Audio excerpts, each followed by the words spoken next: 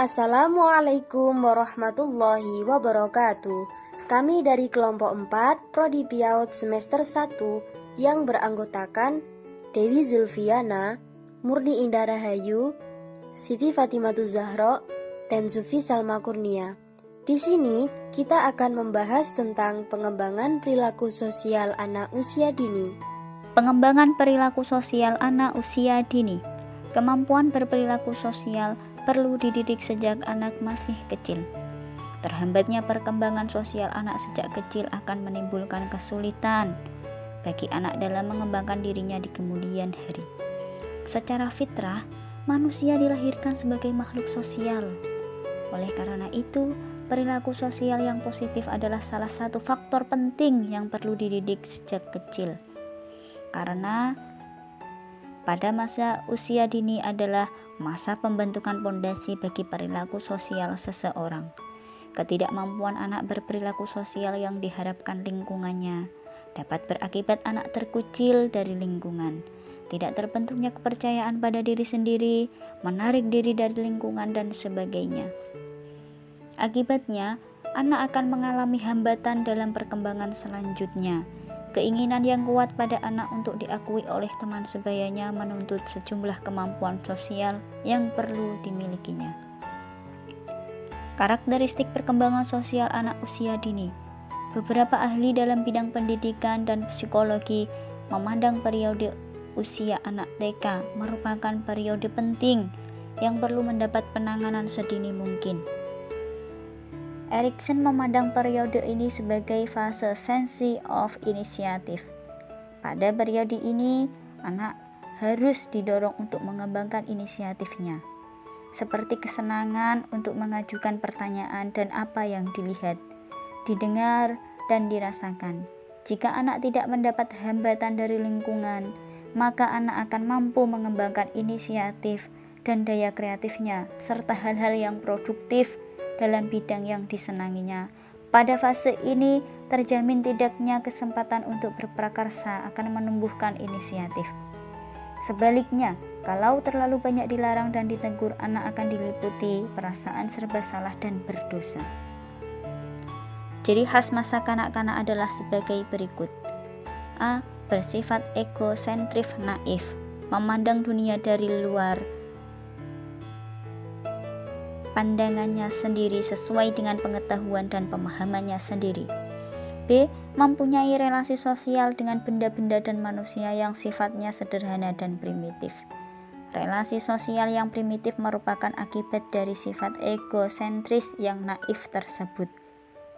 Ciri ini ditandai oleh kehidupan individual dan sosialnya masih belum terpisahkan. Anak hanya memiliki minat terhadap benda-benda dan peristiwa yang sesuai dengan daya fantasinya. Dengan benda-benda dan manusia yang sifatnya sederhana dan primitif. C. Kesatuan. Jasmani dan rohani yang hampir-hampir tidak terpisahkan sebagai suatu totalitas, dan isi lahiriah dan batiniah merupakan suatu kesatuan yang bulat, sehingga penghayatan anak diekspresikan secara spontan. D. Sikap hidup yang fisionamis. Artinya secara langsung anak memberikan atribut pada setiap penghayatannya. Anak tidak bisa membedakan benda hidup dengan benda mati. Setiap benda dianggapnya berjiwa seperti dirinya. Keterampilan sosial anak TK. Keterampilan sosial yang perlu dimiliki anak TK adalah 1. Kemampuan dalam menjalin hubungan dengan orang lain. 2. Melakukan kegiatan bermain dan menggunakan waktu luang. 3. Kemampuan mengatasi situasi sosial yang dihadapi. Pola perilaku sosial. Perilaku sosial yang berkembang pada masa kanak-kanak merupakan perilaku yang terbentuk atas dasar landasan yang diletakkan pada masa bayi. Menurut Elizabeth B. Hurlock, pola perilaku sosial terbagi atas dua kelompok, yaitu pola perilaku yang sosial dan pola perilaku yang tidak sosial.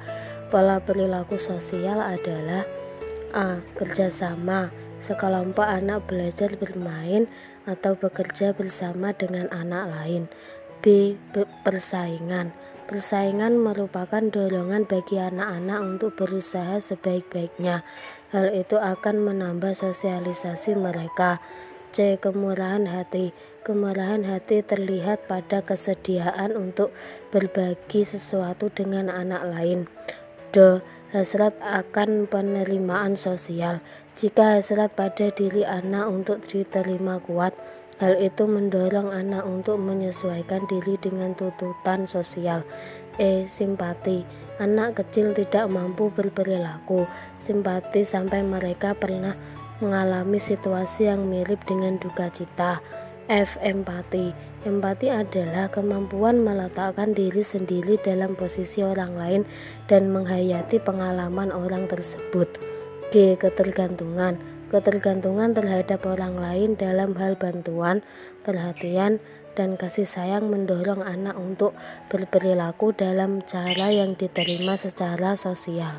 Pola perilaku yang tidak sosial adalah A. Negativisme. Negativisme adalah perlawanan terhadap tekanan dari pihak lain untuk berperilaku tertentu.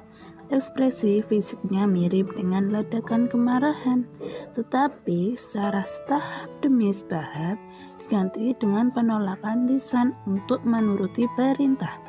B. Agresi. Agresi adalah tindakan permusuhan yang nyata atau ancaman permusuhan, biasanya tidak ditimbulkan oleh orang lain. C. Pertengkaran. Pertengkaran merupakan perselisihan pendapat yang mengandung kemarahan, yang umumnya dimulai apabila seseorang melakukan penyerangan yang tidak beralasan. D. Mengejek dan menggertak. Mengejek merupakan serangan secara lisan terhadap orang lain, sedangkan menggertak merupakan serangan yang bersifat fisik. E. Perilaku yang sok kuasa. Perilaku ini adalah kecenderungan untuk mendominasi orang lain atau menjadi majikan. F. Egosentrisme.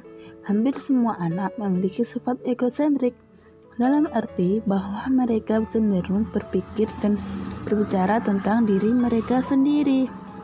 G. Prasangka.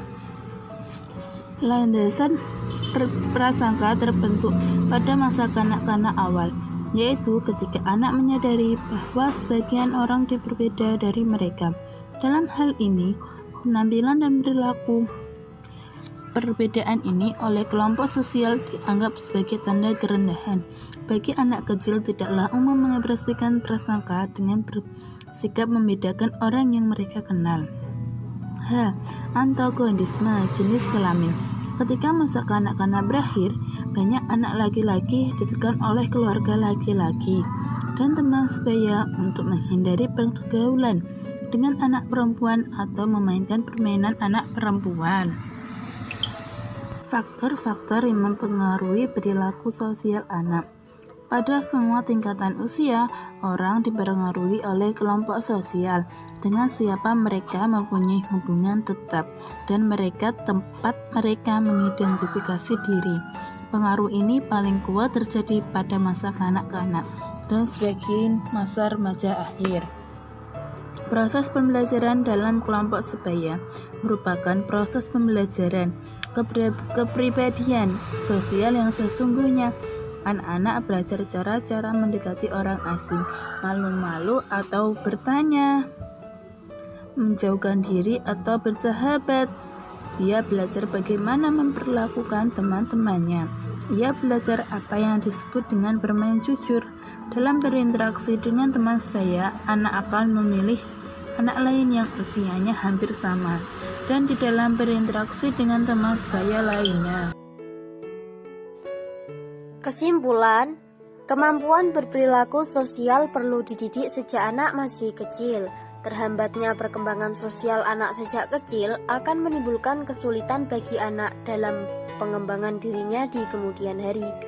Tidak semua anak mampu menunjukkan perilaku sosial seperti yang diharapkan. Upaya untuk membantu pengembangan sosial anak, teman sebaya memberikan pengaruh yang kuat bagi pembentukan perilaku-perilaku sosial anak. Oleh karena itu, peran aktif orang tua dan guru dalam memperhatikan kebutuhan dan perkembangan anak sangat dibutuhkan agar mereka memiliki perilaku sosial yang diharapkan. Sekian pemaparan dari kelompok kami. Apabila ada kurang lebihnya, kami mohon maaf yang sebesar-besarnya. Semoga bermanfaat. Wassalamualaikum warahmatullahi wabarakatuh.